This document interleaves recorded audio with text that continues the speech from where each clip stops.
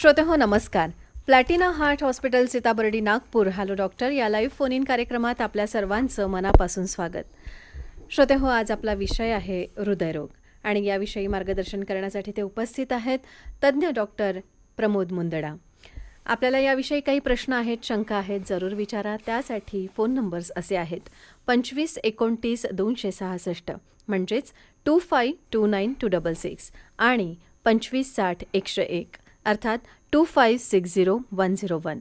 नागपूर बाहेरून phone करणाऱ्यांनी STD code लावायचा आहे 07120712.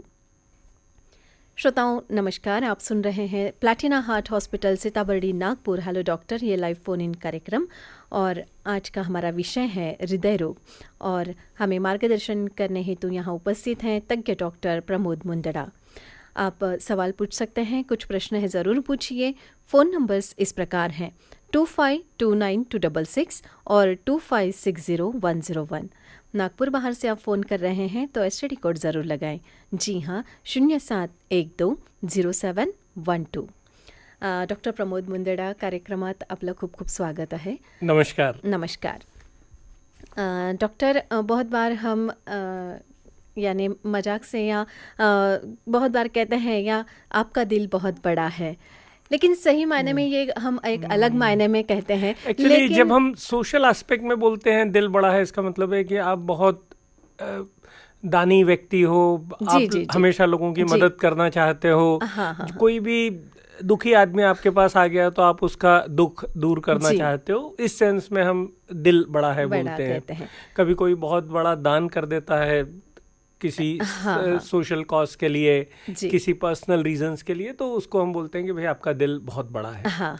लेकिन यदि हम हार्ट की बीमारियों के एस्पेक्ट से देखें तो दिल बड़ा होना अच्छी बात नहीं है. यदि दिल का साइज बढ़ने लगे तो ये एक इनडायरेक्ट इंडिकेशन होता है कि हार्ट की मांसपेशियां कमजोर होने लगी है और उसके कारण मरीज को परेशानी होती है. अब ये जो हार्ट की मांसपेशियां कमज़ोर होने लगी है, हार्ट का साइज़ बढ़ने लगा, या अलग अलग कारणों से हो सकता है, जिसमें कुछ वॉल की बीमारियां, जिसमें वॉल में लीकेज या वॉल में ब्लॉकेज हो सकती हैं. कभी कभी हार्ट की मांसपेशियों में बिगर किसी कारण के कमजोरी, जैसे जिसे हम डायलेटेड कार्डियोमायोपैथी कहते हैं, वो हो सकता है, या हार्ट अटैक के कारण हार्ट कमज़ोर होकर हार्ट का साइज़ बड़ा हो सकता है. कभी कभी हार्ट की मांसपेशियों के बाहर पानी जमा होने के कारण भी एक्सरे में हमें हार्ट का साइज बड़ा दिखता है. तो ये अलग अलग कारण है जिसके कारण हम बोलते हैं कि दिल बड़ा, हार्ट दिल का साइज बड़ा हो गया है. और जब भी इस प्रकार की प्रॉब्लम होती है, मरीज को छाती में दम लगना, चलते समय या मेहनत करते समय दम लगना, पैरों में सूजन आना, लीवर में सूजन आना, थोड़ा भी बात करते समय थकावट महसूस होना, आगे जाके चक्कर, बेहोशी और मृत्यु का कारण ये बनता है. जी जी जी. डॉक्टर एक कॉल लेते हैं. हॅलो मॅडम, नमस्कार. नमस्कार. मनोज गजबी नागपूरवरून बोलतोय. हा मनोज जी, विचारा. सरांना विचारायचं आहे की एखाद्याला अटॅक आला आणि ट्रीटमेंट वेळेवर नाही मिळाली आणि हृदयाला जे डॅमेज झाले तर ते किती प्रमाणात रिकवर होतात आणि त्याला काही वयाचे पण रिलेशन आहे का? बिल्कुल. बहुत अच्छा कि हार्ट अटैक के समय डैमेज कितना होता है और उसका एज से क्या रिलेशन है. गजबी जी, बहुत अच्छा क्वेश्चन है आपका. हार्ट अटैक आते समय हार्ट की रक्तवाहिनियों में 100% ब्लॉक डेवलप होता है, जिसके कारण हार्ट अटैक आता है. 100% ब्लॉक डेवलप होने के बाद उसको कितने जल्दी हम ओपन करते हैं उसके ऊपर उसका रिजल्ट निर्भर करता है. सपोज ये ब्लॉक को हमने 1 घंटे के अंदर ओपन कर दिया, आइदर मेडिसिन से या एंजियोग्राफी, एंजियोप्लास्टी से, तो हार्ट पे लिटरली कोई डैमेज नहीं आता. इसे हम गोल्डन आवर कहते हैं. अच्छा, गोल्डन आवर. और यदि 1 घंटे के बाद जितना समय निकलते जाएगा उतना डैमेज बढ़ते जाएगा. लगभग 12 घंटे के बाद यदि हमने ये आर्टरी, ब्लॉक्ड आर्टरी को ओपन की तो बहुत खास फायदा मरीज को नहीं मिलता है.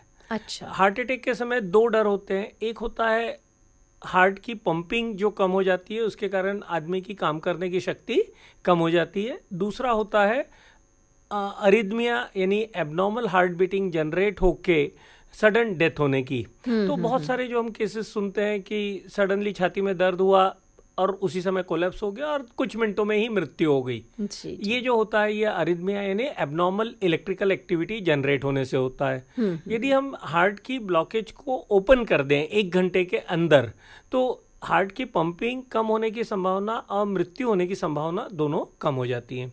अच्छा। सपोज यदि किसी मरीज को हार्ट अटैक आया और उसको हमने कोई ट्रीटमेंट नहीं दी जी जी। तो लगभग 100 में से 12 से 16% चांस है कि उसकी मृत्यु होगी। जी। यदि हमने उसे प्रॉपर ट्रीटमेंट दी तो उस चांस को कम करके हम 3 से 4% तक कर पाते हैं। अच्छा, तो ये एक बहुत बड़ी उपलब्धि है मॉडर्न साइंस की कि हार्ट अटैक के समय होने वाली मृत्यु दर को कम किया जा सकता है और उसी तरीके से हार्ट से की जो पंपिंग एक्टिविटी कम होती है उसको भी कम किया जा सकता है। लेकिन टाइम जो है वो इस पूरे इसका इसेंस है।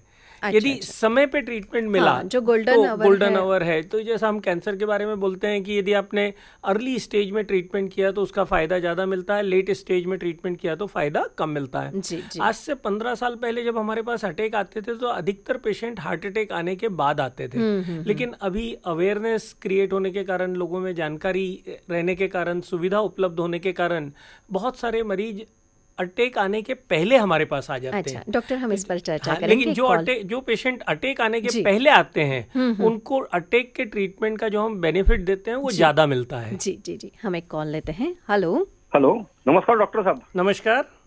बोले कि आपको बहुत बहुत शुभकामनाएं सभी को। बिल्कुल, आपको भी और आपके परिवार को, मित्रों को, सभी को पोले की बहुत बहुत शुभकामनाएं। अरुण बोल रहा हूँ सर। मेरे को एक पूछना है सर, जैसा बहुत बार ऐसी हम सुनते कि सामान्य व्यक्ति या सामान्य लोग जैसे हम समाज में वावरते तो किसी को हार्ट अटैक आया, अचानक उनको हार्ट अटैक आया, बोले खुर्ची में बैठते बैठे या बस में बैठे, तो ये अचानक आता है तो ये हम सामान्य व्यक्ति बोलते, पर जो तज्ञ लोग हैं वो बोलते कि अचानक हार्ट अटैक कभी अचानक नहीं आता है, उसके कुछ तो भी सिम्टम्स रहते हैं 1 हफ्ता पहले, 5 दिन पहले। तो ये सिम्टम्स कैसे पहचाने और क्या प्रोटेक्शन ले? बिल्कुल अरुण भी, आपका क्वेश्चन बहुत अच्छा है कि ये जो हार्ट अटैक आता है ये अचानक नहीं आता। कौवा डाल पे बैठा और डाल टूटी, ऐसा होने की संभावना बहुत कम होती है। यदि कमजोर डाल है तो ही वो कौवे के वजन से टूटेगी, नहीं तो नहीं टूटेगी। जी जी।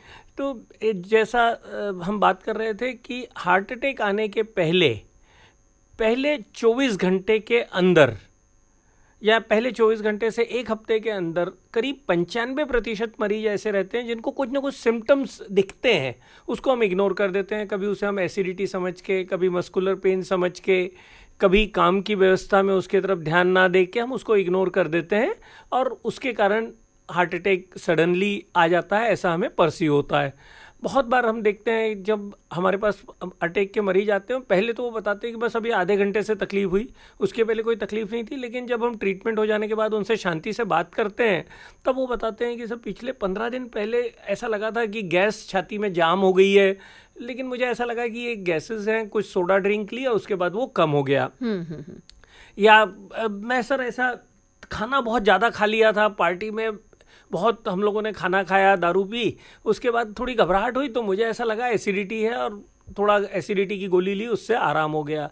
कभी मैं झुक के जूते पहन रहा था और सडनली मुझे दर्द चालू हुआ तो मुझे लगा शायद मस्कुलर पेन है। तो इस तरीके की मस्कुलर पेन, एसिडिटी समझ के हम हार्ट अटैक को इग्नोर कर देते हैं। लेकिन मैं हमेशा मानता हूं कि यदि मुझे गलती करना है तो मैं एसिडिटी का ट्रीटमेंट हार्ट अटैक समझ के करूं, ना कि हार्ट अटैक का ट्रीटमेंट एसिडिटी समझ के करूं। सपोज यदि एक मेरे पास मरीज आता है हार्ट अटैक का, उसको मैं एसिडिटी बोल के वापस भेज देता हूं तो मैंने उसे 14% या 12 से 16% मृत्यु की ओर ढकेल दिया। अच्छा। सपोज यदि वही मरीज को मैंने गलत ट्रीटमेंट दे दिया, ठीक है आपको एसिडिटी थी लेकिन मैंने हार्ट का ट्रीटमेंट दे दिया, मैंने गलती की, लेकिन फिर भी मैंने मरीज को बड़ी बीमारी से बचाने की कोशिश की। लेकिन क्या होता है कि जब हमारे पास मरीज आए और सपोज एक ही परिवार के 2 पेशेंट का एंजियोग्राफी नॉर्मल निकल गया तो ये तो डॉक्टर को मालूम रहता है, लेकिन ये जबरदस्ती हमारी एंजियोग्राफी कराते रहते हैं। लेकिन फिर भी सावधानी, जी, सुरक्षा के लिए सावधानी ज्यादा जरूरी है। हमें उसको इग्नोर नहीं करना चाहिए। जी जी जी जी। हाँ, अलग अलग जो ट्रीटमेंट है उसके जो मायने हैं या उसके जो प्रकार है वो हमें करने ही चाहिए। और कभी कभी हम गलती करते हैं, ट्रीटमेंट करते समय गलती नहीं होती ऐसा नहीं है, लेकिन यदि मुझे गलती करनी भी है तो मैं हार्ट अटैक का ट्रीटमेंट एसिडिटी करने वाली गलती ना करूं। जी जी। डॉक्टर, जैसे हम बात कर रहे थे कि बहुत बार एक क्वेश्चन था मनोज गजभिया जी का एज से रिलेटेड। हाँ। तो कम उम्र में जब हार्ट अटैक आता है जी, तो उसमें मृत्यु होने के चांसेस ज्यादा हैं। अच्छा और बड़ी उम्र में जब अटैक आता है तो जी। उसमें मृत्यु होने की संभावना कम है। अच्छा, ये उसका कैसे है? कारण हाँ, उसका कारण ये है कि जो कम उम्र में अटैक आता है उसमें कोलेस्ट्रॉल डिपॉजिट कम होता है, क्लॉटिंग ज्यादा होती है। जी, कोलेस्ट्रॉल डिपॉजिट कम है और क्लॉटिंग ज़्यादा है, ये प्रोसेस रैपिडली डेवलप होती है और रैपिडली डेवलप होने के कारण मरीज को उसमें से निकलने का मौका नहीं मिलता और बहुत बार हार्ट इरिटेबल रहता है।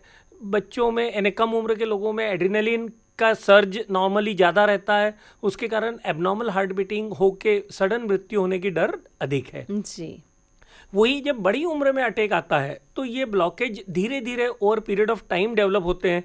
यदि एक 70 साल के आदमी को अटैक आया तो पहले वहाँ पे कोलेस्ट्रॉल डिपॉजिट होगा, ब्लॉकेज 80 से 90% तक ब्लॉकेज तैयार होके उसमें तड़कन आके वहाँ क्लॉटिंग बनेगी। जी, और ये जो प्रोसेस है ये धीरे धीरे हुई है। अच्छा, ये अच्छा। प्रोसेस धीरे धीरे होने के कारण बॉडी में एडॉप्टेशन के मैकेनिज्म्स जो रहते हैं वो डेवलप हो जाते हाँ, हैं। हाँ, हाँ। बॉडी उसको ब्लॉकेज को एडॉप्ट होने लगती है। केमिकल लेवल पे कुछ चेंजेस होते हैं जिसमें कम ऑक्सीजन पे भी हार्ट के मसल्स काम कर सकते हैं। जी। हार्ट बॉडी में एड्रेनलिन की एक्टिविटी जो रहती है वो थोड़ी सी बड़ी उम्र में कम रहती है।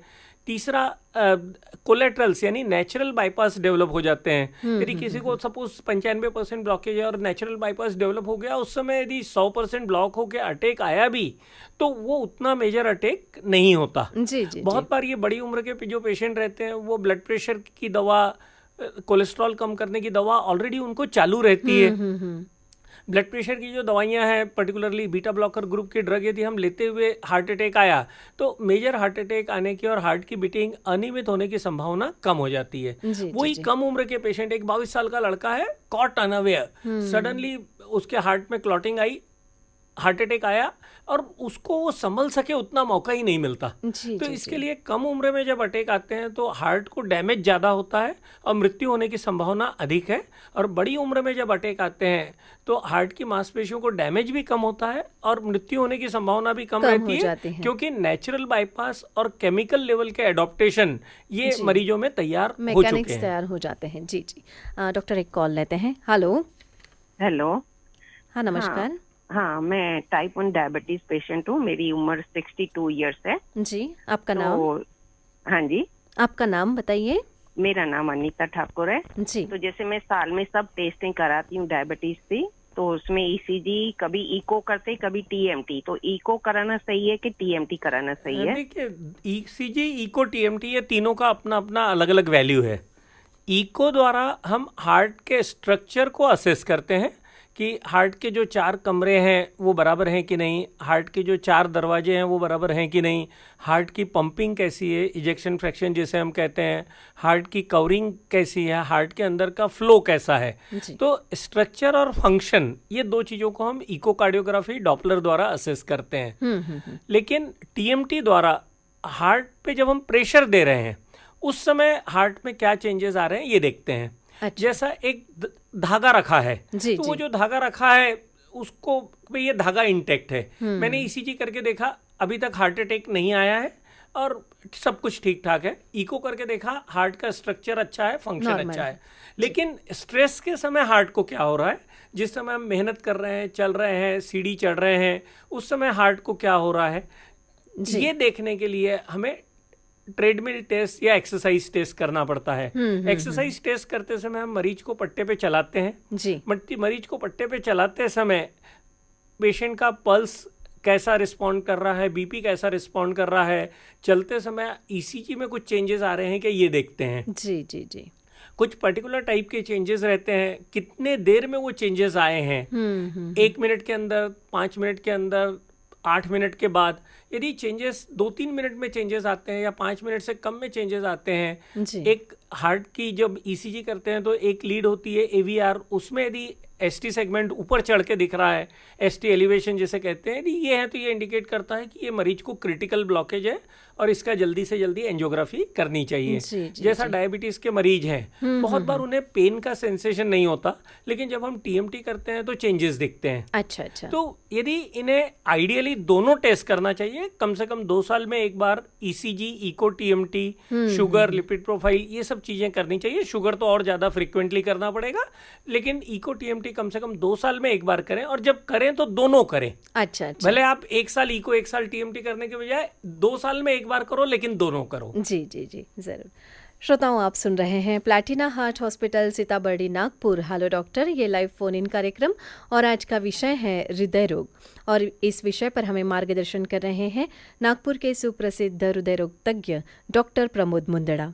आप इस विषय पर कुछ प्रश्न हैं, सवाल हैं, ज़रूर पूछिए।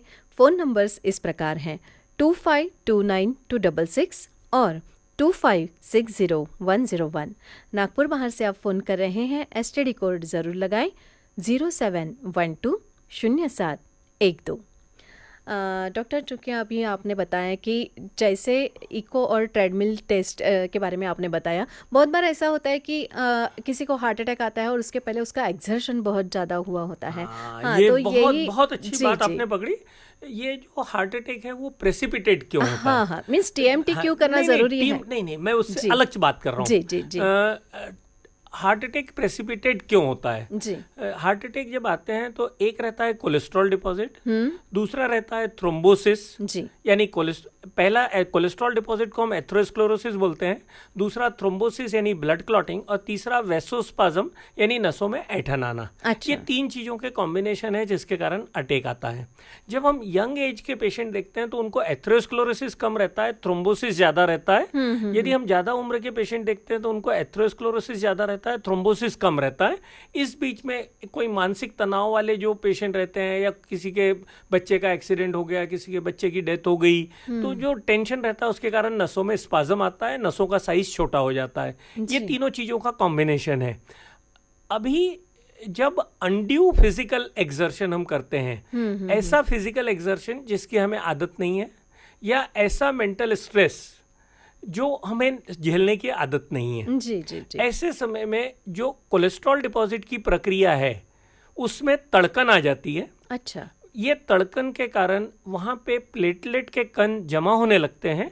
प्लेटलेट के कण जमा होके वहाँ पर फाइब्रिन डिपॉजिट होता है, थ्रोम्बोसिस बनता है, और उसके कारण हार्ट अटैक आता है। जी जी। तो ये जो तड़कन की जो प्रोसेस है, जो एथेरोस्क्लेरोसिस का वहाँ पे ये पहले कोलेस्ट्रॉल डिपॉजिट हो रहा है, वहाँ पे जो तड़कन की प्रोसेस है, जी जी, इसको हम डिसेक्शन बोलते हैं। अच्छा अच्छा। ये तड़कन या डाइसेक्शन डेवलप होने पे वहाँ पे प्लेटलेट के कण जमा होते हैं, फाइब्रिन जमा होता है, थ्रोम्बिन जमा होता है, वहाँ थ्रोम्बिन एक्टिवेट होता है और क्लॉट बनाता है। तो ये प्रेसिपिटेट क्यों होता है? जी, जब भी हमने कोई जितना शारीरिक मेहनत की हमें आदत नहीं है उतनी मेहनत कर ले, जैसा बहुत सारे आपने जो ये देखे होंगे, मैराथन रनर्स कोलैप्स होते हैं, या जिम में लोग कोलैप्स होते हैं, जितना आदत नहीं है उतना एक्सरसाइज करते हैं, कोलेस्ट्रॉल डिपॉजिट जो है हल्का सा था, उसमें तड़कन आ गई, अटैक आ गया। अच्छा। ये पर्टिकुलरली जो ये गिरिनाथ जी की परिक्रमा के लिए जाते हैं मथुरा में, बहुत सारे हमारे पास पेशेंट आते हैं कि मैं गिरिनाथ जी की परिक्रमा के लिए गया, 32 कोस की परिक्रमा की, और यहाँ आने के बाद उनको तीसरे चौथे दिन अटैक आता है। जी, जी, जी, तो ये जो प्रक्रिया है, ये एथेरोस्क्लेरोसिस का जो प्लाक डेवलप हो रहा था उसमें तड़कन आने के कारण होती है। इसके लिए मैं हमेशा सबको सलाह देता हूं कि जितना आपको शारीरिक मेहनत करने की आदत नहीं है उतनी शारीरिक मेहनत अचानक ना कीजिए। दौड़ के ट्रेन पकड़ने वाले जो कोलैप्स होते हैं वो इसके कारण कोलैप्स होते हैं। अच्छा अच्छा जी। डॉक्टर, इसके बारे में बात करेंगे। कॉल पहले लेते हैं। हॅलो हॅलो हॅलो, हा नमस्कार। हा, मला एकदा असा अनुभव आलेला आहे की मी ह्या डीजीच्या सानिध्यात आलो, तर त्या दंदनाटामुळे असं माझ्या हृदयात खूप धडधड धडधड व्हायला लागलं, घाबरल्यासारखं व्हायला लागलं जी। तर त्याच्यामुळे काही फरक पडतो का? हो, ये जब भी इलेक्ट्रिक शॉक लगता है, आइदर बिजली कड़कने से या इलेक्ट्रिक के वायर के कारण, तो वो हार्ट की बीटिंग को अनस्टेबलाइज कर देता है, डीस्टेबलाइज कर देता है। और ये हार्ट की जो बीटिंग की प्रक्रिया रहती है उसको डीस्टेबलाइज कर देने के कारण हार्ट की बीटिंग अनियमित हो जाती है, जिसको हम अलग अलग हार्ट के एबनॉर्मल पैटर्न होते हैं, जिसमें सबसे खतरनाक जो रहता है वो वेंट्रिकुलर टेकिकार्डिया फिब्रिलेशन, और कम खतरनाक जो रहता है वो एट्रियल टेकिकार्डिया या सुप्रावेंट्रिकुलर टेकिकार्डिया, एट्रियल फिब्रिलेशन। इसके कारण छाती पे धड़कन लगती है। भगवान की दया से आपको वेंट्रिकुलर टेकिकार्डिया या फिब्रिलेशन नहीं हुआ, जिसके कारण आप मामूली झटका खा के निकल गए। यदि ये आपको उसके कारण वेंट्रिकुलर टेकिकार्डिया होके हार्ट बंद हो जाता तो मृत्यु होने का डर बढ़ जाता है। ये जो हार्ट जिस समय करंट लगता है उस समय जो मृत्यु होती है वो हार्ट की बीटिंग या हार्ट के अंदर चलने वाला करंट जो रहता है वो डिस्टेबलाइज होने के कारण होती है। जी जी जी। डॉक्टर और एक कॉल है। हेलो। हाँ नमस्कार। हाँ नमस्कार, आशुतोष नागपूरहून बोलतोय। बोलिए आशुतोष जी। मला एक माहिती माझा प्रश्न आहे माझा। हार्टबीट आणखीन पल्स रेट एकच गोष्टी आहेत की वेगवेगळ्या आहेत की फरक आहे ह्याच्यात? हार्ट बीट यानी pulse rate by and large एक ही चीज़ है। जितने बार हार्ट बीटिंग होगा उतने बार हमें पल्स मिलेगी। तो जब हम हार्ट की बीटिंग को देखना यदि चाहते हैं तो हार्ट के ऊपर हमें हाथ रख के देखना होगा या ईसीजी के द्वारा देखना होगा। और पल्स जब हमें देखनी है तो किसी भी बड़ी आर्टरी के ऊपर, जैसा brachial artery, radial artery, femoral artery, dorsal pedis, या किसी भी आर्टरी के ऊपर हम हाथ रख के पल्स रेट देख सकते हैं। बाय स्टैंडर्ड अधिकतर लोग रेडियल आर्टरी के ऊपर हाथ रख के पल्स रेट देखते हैं। ये हमारी टीचिंग का एक स्टैंडर्ड पैटर्न है। जी जी जी। एक हार्ट की एक कंडीशन है एट्रियल फिब्रिलेशन। अच्छा। एट्रियल फिब्रिलेशन में हार्ट के धड़कने की जो गति रहती है वो बढ़ जाती है, और वो इतनी बढ़ जाती है कि हार्ट को फील होने के लिए टाइम ही नहीं मिलता। हार्ट में ब्लड आएगा तभी उसे आगे पंप करेगा। यदि ब्लड आने के बाद ब्लड आने के लिए टाइम ही नहीं मिला तो वो ब्लड क्या पंप करेगा। तो यदि आप हार्ट रेट देखेंगे तो हार्ट रेट हमें बढ़ा हुआ मिलेगा, लेकिन पल्स रेट जब देखते हैं तो उसके हार्ट की कुछ बीटें नीचे तक ट्रांसमिट होती हैं और कुछ बीटें नीचे तक ट्रांसमिट नहीं हो पाती, तो उसके कारण पल्स रेट कम मिलता है। अच्छा। मेडिकल लैंग्वेज में इसे हम एपेक्स पल्स डिफिसिट बोलते हैं। जी जी। तो एपेक्स पल्स डिफिसिट जो रहता है ये हमें एट्रियल फिब्रिलेशन नाम की कंडीशन में मिलता है, लेकिन अधिकतर कंडीशन में हार्ट रेट और पल्स रेट सेम होता है अदर देन एट्रियल फिब्रिलेशन। जी जी। डॉक्टर मुंदेडा एक कॉल है। हेलो। हॅलो. हॅलो. हा नमस्कार. नमस्कार मॅडम, एक प्रश्न विचारायचा सरांना. नागपूरवरून नेहाल बोलतोय. हा बोला नेहाल, विचारा प्रश्न. आपण जेव्हा घरी आई वडील असतात त्यांना जर छातीत पेन सुरू होते तर हॉस्पिटल जाईपर्यंत जर आपण घरी असलेली सॉर्बिट्रेट गोळी दिली तर त्याच्याने काय आराम होऊ शकतो का? देखिए, सॉर्बिट्रेट जो है एक बहुत अच्छी गोली है जो नाइट्रेट ग्रुप का ड्रग है और ये हार्ट की नसों को फैला देता है, लेकिन ये दो धारी तलवार है। जैसा हार्ट अटैक के समय ये हार्ट की नसों को फैलाता है, इसके साथ में ही ये ब्लड प्रेशर कम करता है। जी। तो यदि किसी को छाती में दर्द हो रहा है तो सॉर्बिट्रेट देने के पहले हमने उसका बीपी चेक करना चाहिए। यदि उसका बीपी 120-130 के ऊपर है तो ही सॉर्बिट्रेट दें, ना तो ना दें। जी। कभी कभी हो सकता है कि भाई मेरे पास बीपी अपरेटस नहीं है, मैं क्या करूं। यदि बीपी अपरेटस नहीं है और सॉर्बिट्रेट फिर भी आपकी देने की इच्छा है तो आपको ये पता करना है कि मरीज को चक्कर तो नहीं आ रहा है। ऐसे मरीज जिनको चक्कर आ रहा है, आंखों के सामने अंधेरी है, ये एक इनडायरेक्ट इंडिकेशन है कि बीपी डाउन है।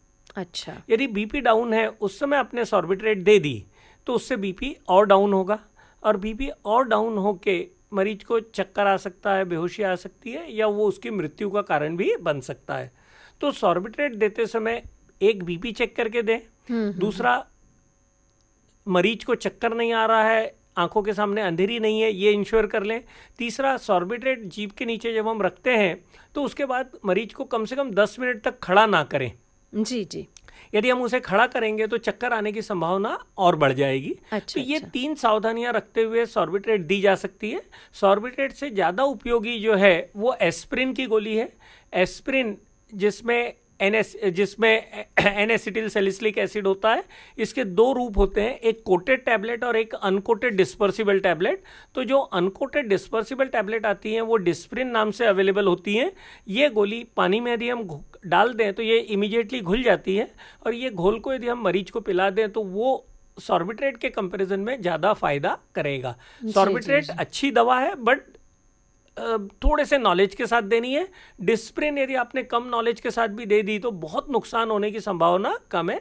कभी कभी बहुत हाई एसिडिटी के पेशेंट हैं या किसी को ब्लीडिंग टेंडेंसी है तो उसको नुकसान हो सकता है, लेकिन बड़ा नुकसान होने की संभावना कम है। जी डॉक्टर, और एक कॉल है। Hello good morning ma'am. Good morning sir, मेरा सवाल ये है कि जैसे हमारे हार्ट के लिए गुड HDL जो रहता है वो किस तरह से हम उसको अच्छे से बनाए रखें और उसके लिए हम क्या करें जो दिनचर्या में हमारे काम आ सके। एक जैसा गुड HDL, गुड कोलेस्ट्रॉल और बैड कोलेस्ट्रॉल। HDL जो है उसको हम गुड कोलेस्ट्रॉल बोलते हैं, LDL जो है उसे बैड कोलेस्ट्रॉल बोलते हैं। बैड कोलेस्ट्रॉल को कम करने के लिए खाने में तेल, घी, चर्बी की चीज़ें कम करना, नियमित व्यायाम, एक्सरसाइज करना और ज़रूरत के हिसाब से स्टैटिन ग्रुप के ड्रग या कोई बहुत सारे अभी नए ड्रग्स भी आ गए वो लेना। HDL को बढ़ाने के लिए एक एक्सरसाइज जी, नियमित रूप से कम 40 से 50 मिनट का वॉकिंग, एक्सरसाइज, स्विमिंग, साइकिलिंग है, जो भी एक्सरसाइज आप पसंद करते हैं ये करें। जी। दूसरा, अल्कोहल से HDL बढ़ता है, लेकिन अल्कोहल के बाकी साइड इफ़ेक्ट के कारण हम उसे किसी भी हालत में रिकमेंड नहीं कर सकते हैं।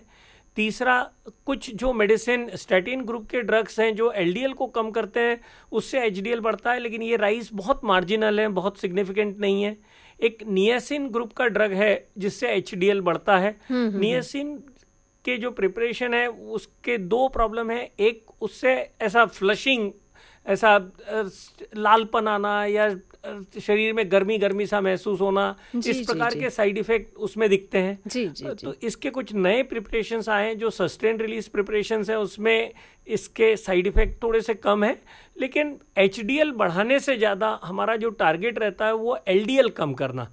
अच्छा। और LDL कम करते समय हमारा टारगेट रहता है कि उसे नॉर्मल पर्सन के लिए 100 से कम रखें।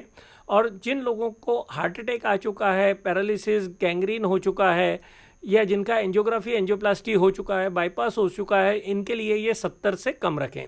जी। LDL को कम करने के लिए पहले बहुत लिमिटेड दवाइयाँ उपलब्ध थी।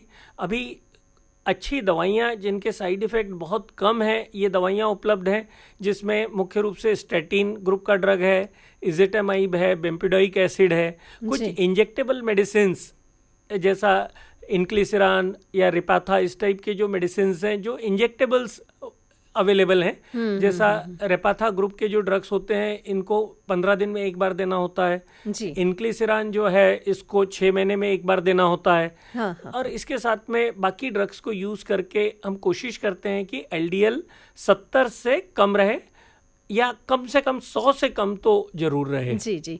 बहुत बार पेशेंट्स को ये डर रहता है कि हमें अगर ये दवाइयाँ शुरू हो गई तो ये लॉन्ग लास्टिंग हमें शुरू रहेंगी। तो बिल्कुल बराबर है।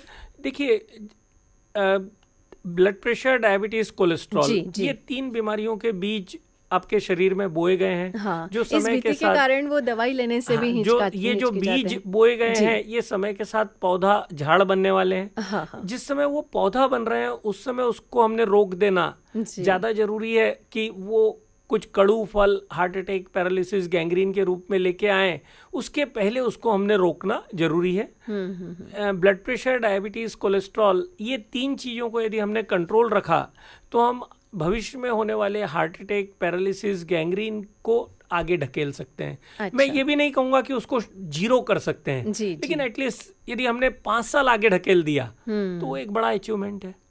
सही बात है। यदि मैं तो समझता हूं कि यदि किसी को ब्लड प्रेशर का इंडिकेशन दिख रहा है जी। या कोलेस्ट्रॉल का इंडिकेशन दिख रहा है तो उसने समय रहते उसका ट्रीटमेंट चालू करना, ना कि कॉम्प्लिकेशंस आने के बाद। जी। और डॉक्टर के मार्गदर्शन पे ही चलना जरूरी है। अपने मन से के तो फिर उसका नुकसान भी हो सकता है। बहुत बार हम लोग देखते हैं कि जैसा यदि किसी का ब्लड प्रेशर बढ़ा है तो वो क्या करता है, ब्लड प्रेशर की मेडिसिन सडनली बंद कर देता है। तो वो मेडिसिन सडनली की पहले ब्लड प्रेशर बढ़ा था, दवा चालू की, आज ब्लड प्रेशर नॉर्मल आया, बंद कर दी। वो नहीं करना है, उसका डोज धीरे धीरे कम करना है और सुपरविजन में उसको बंद करना है। और बंद करने के बाद भी सर्विलेंस में रहना है। सर्विलेंस में रहने का मतलब है कि आपने दवा बंद कर दी लेकिन आप बीच बीच में बीपी चेक करते रहें, यदि बीपी वापस बढ़ रहा है तो फिर दवा चालू करनी है। जी। डॉक्टर, बहुत ही महत्वपूर्ण मार्गदर्शन आज आपका सब श्रोताओं को मिला है। आकाशवाणी की तरफ से आपके बहुत बहुत आभार। श्रोताओं, आप सुन रहे थे Platina heart hospital Sitabardi Nagpur hello doctor ये लाइव फोन इन कार्यक्रम और आज का विषय था हृदय रोग और इस विषय पर हमें मार्गदर्शन किया नागपुर के सुप्रसिद्ध हृदय रोग तज्ञ डॉक्टर प्रमोद मुंदड़ा। कार्यक्रम के लिए तकनीकी सहायक थे रंजना बारापात्रे, नंदकिशोर पोकड़े, सुभाष शास्त्रकार और कार्यक्रम के निर्मिती सहायक थे सदानंद कामड़ी और कार्यक्रम की प्रस्तुतकर्ता थीं संगीता अरजपुरे। कार्यक्रम के प्रायोजक प्लैटिना हार्ट हॉस्पिटल सीताबर्डी नागपुर। तो मिलते हैं अगले अनुभाग में, तब तक मैं पूर्वा कुलकर्णी डॉक्टर प्रमोद मुंदड़ा के साथ आपसे इजाज़त चाहती हूँ। नमस्कार।